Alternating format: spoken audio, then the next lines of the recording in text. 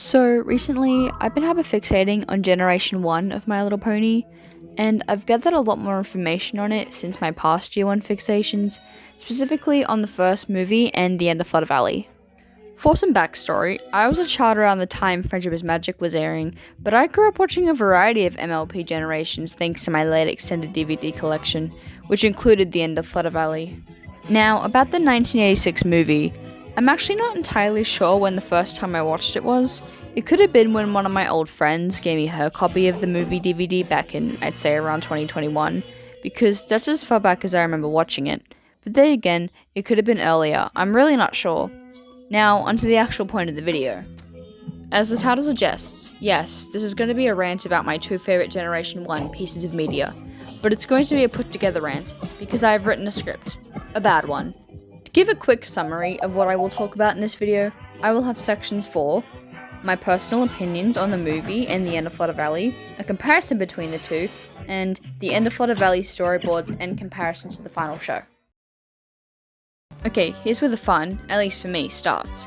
I know the movie came out before the end of Flutter Valley, but I want to talk about them in the order that I watched them.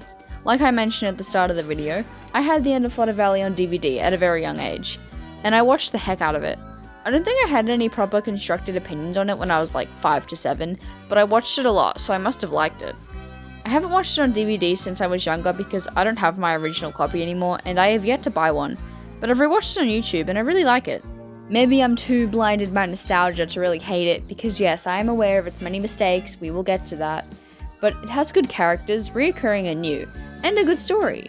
I've heard people say it drags on, but I hardly care. It gives my favourite characters a lot of screen time, that being the Witches, Sting, Morning Glory, and Furbob. Also, Bumble, I guess. So overall, it's great and the music fucking slaps. Now, onto the movie. I don't have much to say that differs from how I feel about the end of Flutter Valley. At least not yet, because I need to save a lot of my points for the comparison section. I just wish I was introduced to it sooner, because I probably would have loved it as much as I did the end of Flutter Valley when I was younger. There's something I could have waited to say till the next section, but I want to mention it now. So, as some of you may know, Danny DeVito played the Grundle King. He's also the dad in Matilda. Now, here's what shocked me a little. Rhea Perlman plays the mum in Matilda. She also plays Rika in the MLP movie. So, this is a joke by the way, in another universe, Grundle King and Rika are in a relationship, because guess what? They were even married in real life at the time the MLP movie was made.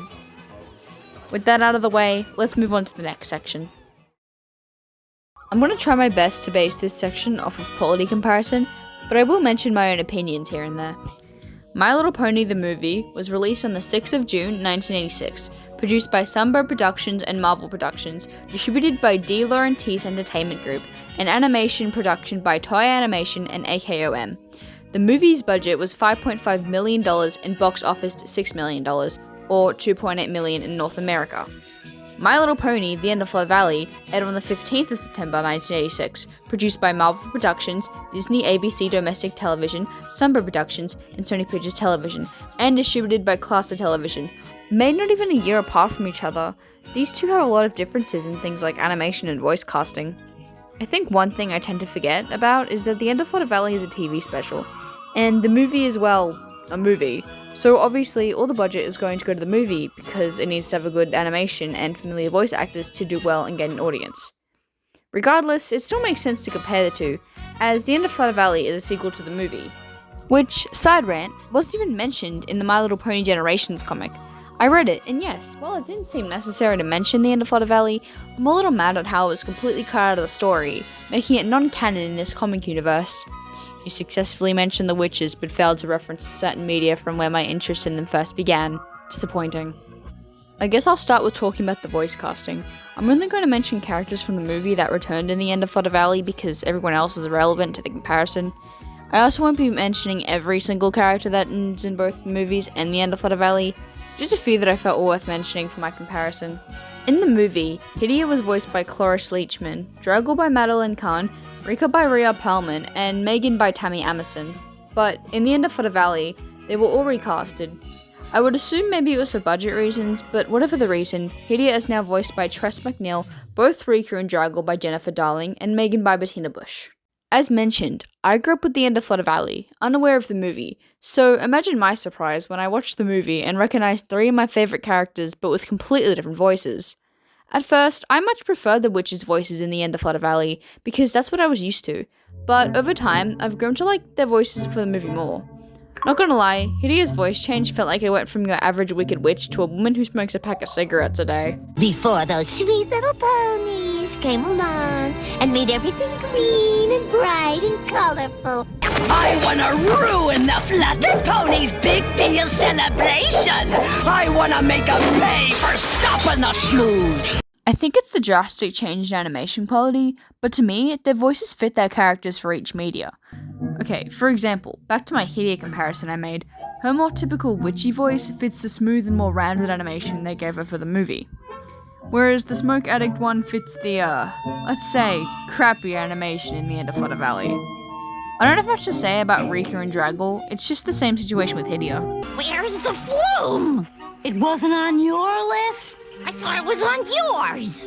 Land, grant landlord, landmine, I found it! Make it! With Megan, there's definitely a difference, especially with her singing voice. She sings so well in the movie. There's Always Another Rainbow isn't even one of my favorite G1 songs, but Megan absolutely carries this with Tammy Emerson's voice. Now, Bettina Bush does a good job at Megan's voice for End of Flutter Valley and the rest of the series, but she can't sing as well. She's not awful by any means, but if you compare this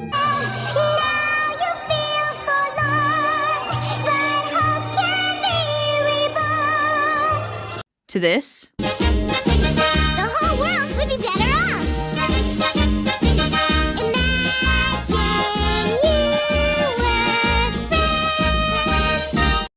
there's definitely a difference. Oh boy, let's talk about the animation. Let me be clear, I am aware the movie most likely had a much bigger budget than The End of Flutter Valley, but I'm still going to compare the animation because the difference is so funny to me. Let's again use Hidea as an example. These shots from Evil Like Me show the amount of effort they put into making this movie look good. Now, let's look at some animations of Hidea from The End of Flutter Valley. Yeah, that sure is something. With these being made in 1986, there's bound to be imperfections, like the error that I noticed the most.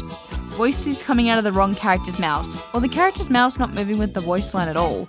There weren't many instances of this in the movie, there are probably more, but I'm just going to use this clip of Draggle and Hidea as my example. Look what you've done! No, it doesn't. I mean, it does. It's noticeable, but not too bad. But with The End of Flutter Valley, there's a whole list of errors. Some of these include That's the worst thing I ever heard. Yeah, I'd wanna live where it's always warm and beautiful. And here's a chocolate cake, Rose Dust. Well, it was a chocolate cake. What is it, Sting? What's wrong? I can't fly! Related to that last point, there are also some issues with certain characters' colours or features being different in a scene or two, or just straight up changed. For example, Hidea, yes, most of my examples are the witches, but that's besides the point. The rim on her sleeves with this lighter purple in the movie, but in The End of Flutter Valley, they're more pink. And they remain like this throughout The End of Flutter Valley. And in one scene, instead of Hidea's lipstick being pink, it's purple. One more example I can use is this clip of Rika. Her hair sits in these higher up pigtails where the hair is thicker at the ends, instead of her longer stuck up pigtails that are tied up thinner on the ends. I only found out about the existence of these storyboards the day I started writing the script for this video, and they were the prime reason I decided to go through with making this video.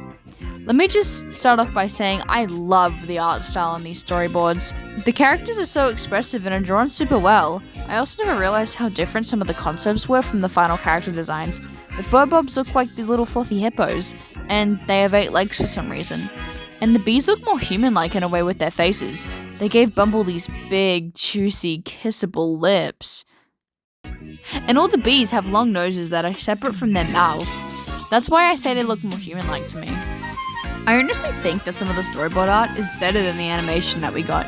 Yes, I am aware that it's a lot easier to make the storyboard sketches look more detailed than the final animation because of time and budget, etc. But come on, they could have at least tried to make some of the animation as well done as the storyboards. Another thing with these storyboards is that there were small scenes shown in the storyboards that got changed slightly or just straight up got cut out of the final show. Like this part where the flutter ponies were washing off the honey. on their wings with these hop balls, and Sting joins in for shits and giggles. Look at him just being a silly little guy. God, I love Sting so much. There's also this Morning Glory X Sting moment that they took away from us. In the storyboards, they had a small moment between the two where they were cooling off the Sunstone, where Sting says, "What do you think, Morning Glory?" And then she replies with, "I think you're terrific, Sting." Dude, this would have been so cute if they included this. Guys, check out my Morning Glory and Sting fan art. I'm a dedicated fan of this ship. Miss me, now you got a kid. Now I got a what? Nothing, forget it. No, now I got a what? Overall, they robbed us of some cute interactions and better quality shots, but the final show was still faithful to how the story plays out in the storyboards. Also, one thing that they did better in the final animation in the storyboards is they give Hydia a bigger gyat in this shot. Sorry guys, I literally have the humor of a brain-rotted 12-year-old.